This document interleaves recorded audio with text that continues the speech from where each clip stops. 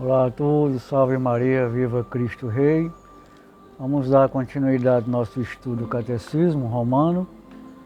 Ficamos aqui na introdução, nessa parte onde diz: antes de tudo, pelo amor de Deus e ao próximo. Ninguém pode por duvidar que é um dever e dever primordial dos pastores incitarem com maior zelo o povo cristão ao amor de Deus em toda a sua infinita bondade para conosco. Inflamado assim de amor divino, pode o povo elevar-se até o bem sumo e perfeito. Sua posse constitui a verdadeira e sólida felicidade de quem pode exclamar com o profeta: fora de vós, que há para mim no céu, e que almejo eu sobre a terra. Este é o caminho mais excelente que lhe mostrava o apóstolo quando punha na caridade que jamais desfalece, a razão de ser de sua pregação e cura de almas. Ao propormos alguma doutrina que tenha por objetivo a fé, a esperança ou qualquer ação obrigatória, devemos também encarecer com muito empenho o amor ao nosso Senhor.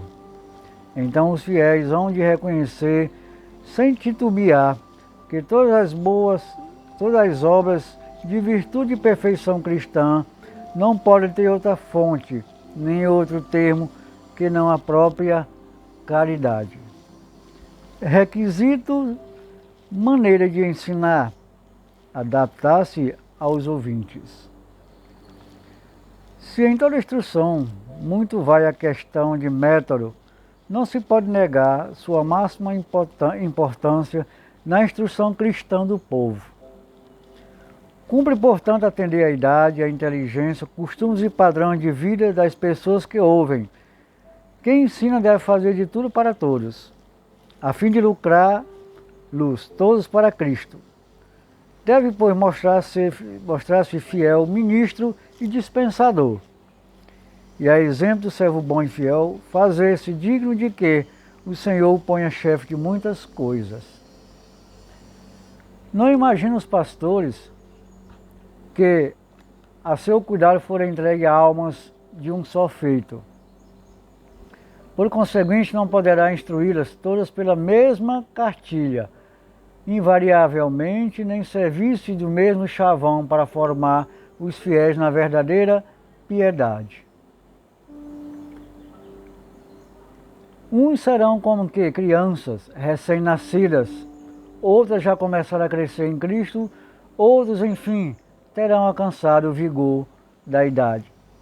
Devem, pois, os pastores averiguar cuidadosamente que ainda precise de leite e quem tenha necessidade de comida mais forte. A cada um ministrarão um sustento doutrinário que mais for próprio para enrobustecer o espírito, até chegarmos todos à unidade da fé e do conhecimento do Filho de Deus, ao estado de varão perfeito conforme a idade madura de Cristo.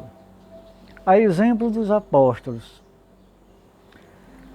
Dessa obrigação queria o apóstolo dar a todos um exemplo em sua pessoa, quando se declarou: devedor aos gregos e aos bárbaros, aos sábios e ignorantes.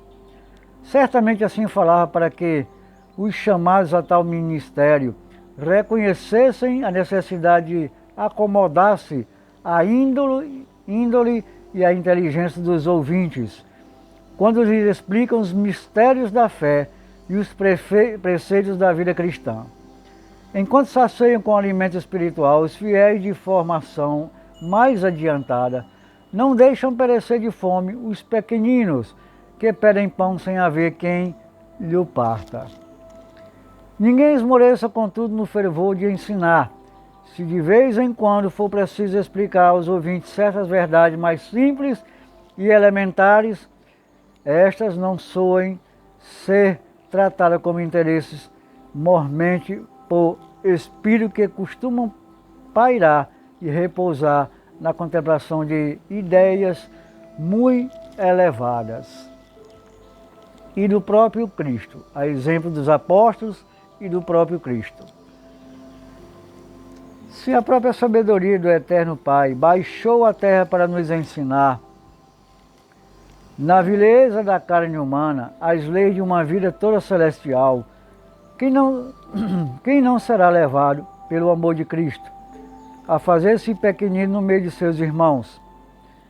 E qual mãe que amamenta os filhinhos, quem não desejará tanta salvação do próximo, que esteja pronto como de si mesmo, dizia o apóstolo, não só dar-lhe o Evangelho de Deus, mas até a própria vida. Segui os 4 pontos tradicionais. Ora, toda a doutrina por ensinar aos fiéis está contida na Palavra de Deus. Reparte-se esta em 2 fontes principais, que são as Escrituras e a tradição, que dia e noite devem constituir objeto de reflexão para os pastores.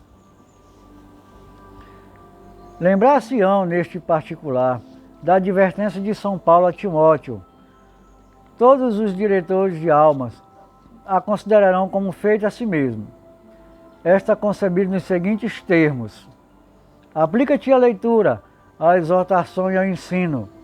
Portanto, toda a Escritura divinamente inspirada é útil para ensinar, para repreender, para corrigir, para educar na justiça. Desta arte chega o homem a Deus, à perfeição, habilitado que é para toda a boa obra.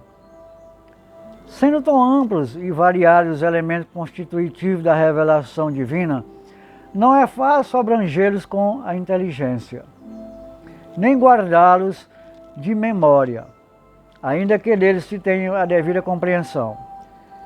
Em vista disso, para se conseguir uma explicação rápida e satisfatória no momento de ensinar, nossos maiores reduziram e distribuíram com exímia prudência toda a doutrina da salvação em 4 pontos principais, a saber, o símbolo dos apóstolos, sacramentos, decálogo e oração dominical.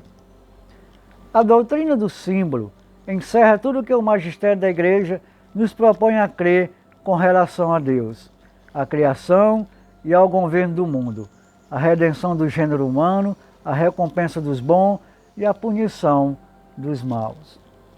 A doutrina dos 7 sacramentos abrange os sinais que são, por assim dizer, instrumento para se conseguir a graça divina. O decálogo descreve os mandamentos, cujo fim é a caridade. Finalmente, a oração dominical contém tudo que o homem possa querer, esperar e pedir para a sua própria salvação, que encerra todos os quesitos da instrução. Explicado que forem esses 4 pontos, tidos como lugares comuns da Escritura, já não faltará quase nenhuma das verdades que o cristão deve saber para a sua instrução e salvação. Em conclusão, pareceu-nos conveniente dar ainda um aviso prático. Todas as vezes que tiverem de interpretar algum lugar do Evangelho ou qualquer outra passagem da Escritura, saibam os párocos que seu sentido coincide com algum artigo dos 4 pontos mencionados.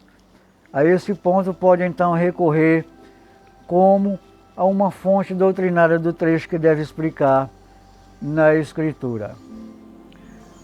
E os sincronizam com a explicação do Evangelho. Se tiverem, por exemplo, de explanar o Evangelho do primeiro domingo do Advento, haverá sinais no sol e na lua, etc. Encontrarão um comentário no artigo do símbolo, há de vir julgar vivos e os mortos. Usando de tal expediente, o pastor de almas terá um só trabalho para ensinar ao povo cristão o símbolo e o Evangelho.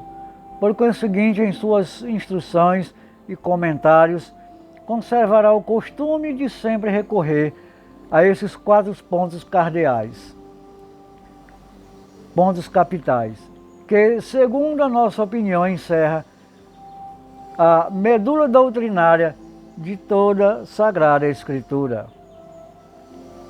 Segui a ordem que melhor lhe parecer. Quando a disposição da matéria tomará o esquema que mais próprio lhe parecer às pessoas e às circunstâncias de tempo. De nossa parte, segundo a autoridade dos Santos Padres, que para levar os homens ao conhecimento de Cristo Senhor e de sua doutrina, começavam pela doutrina da fé. Havemos por bem explicar, antes de tudo, o que diz respeito a esta virtude da fé. Muito bem, amados irmãos, ficamos aqui e na próxima aula vamos começar definitivamente a explicação do catecismo, né? Vamos ver o capítulo que fala da fé e do símbolo da fé. Catecismo dos Párocos, redigido por decreto do Concílio de Trento e publicado por ordem do Senhor Papa Pio V. Catecismo de Trento. Então vamos ficar por aqui. Na próxima aula vamos dar início a essa aula sobre a questão da fé. Que Deus abençoe a todos. Salve Maria e viva Cristo Rei. Ave Maria, cheia de graça, o Senhor é convosco. Bendita sois vós entre as mulheres, e bendito é o fruto do vosso ventre, Jesus. Santa Maria, Mãe de Deus, rogai por nós, pecadores, agora e na hora de nossa morte. Amém. Em nome do Pai, do Filho e do Espírito Santo. Amém. Até breve, se Deus quiser.